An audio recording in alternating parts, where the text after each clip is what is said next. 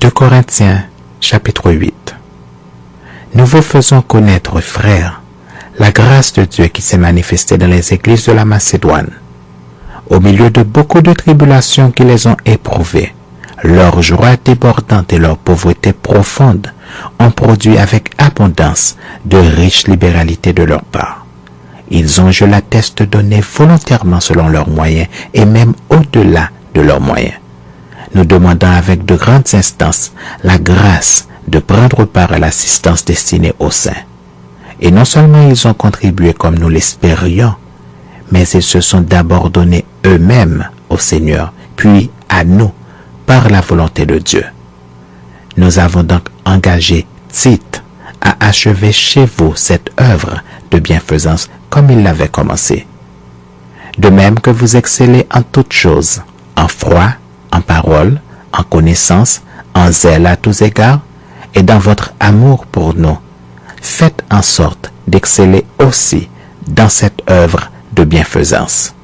Je ne dis pas cela pour donner un ordre, mais pour éprouver par le zèle des autres la sincérité de votre charité. Car vous connaissez la grâce de notre Seigneur Jésus-Christ, qui pour vous s'est fait pauvre de riche qu'il était, afin que par sa pauvreté vous fussiez enrichis. C'est un avis que je donne là-dessus, car cela vous convient à vous qui non seulement avez commencé à agir, mais qui en avez eu la volonté dès l'année dernière.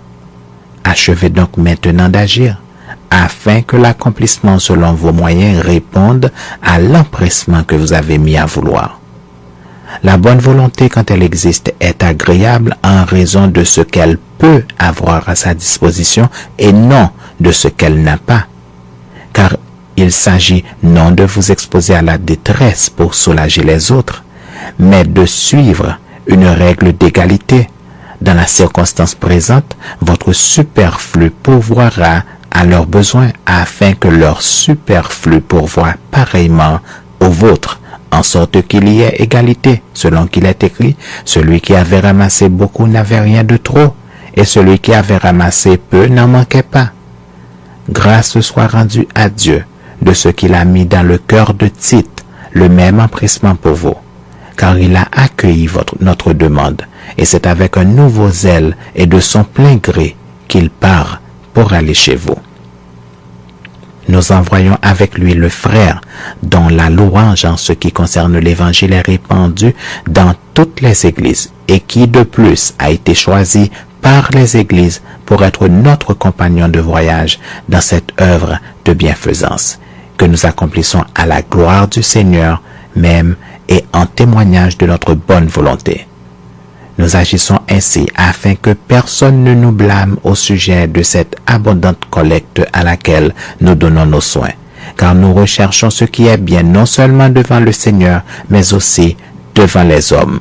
Nous envoyons avec eux notre frère dont nous avons souvent éprouvé le zèle dans beaucoup d'occasions et qui en montre plus encore cette fois à cause de sa grande confiance en vous. Ainsi, pour ce qui est de Tite, il est notre associé et notre compagnon d'œuvre auprès de vous. Et pour ce qui est de nos frères, ils sont les envoyés des églises, la gloire de Christ. Donnez-leur donc à la face des églises la preuve de votre charité et montrez-leur que nous avons sujet de nous glorifier de vous.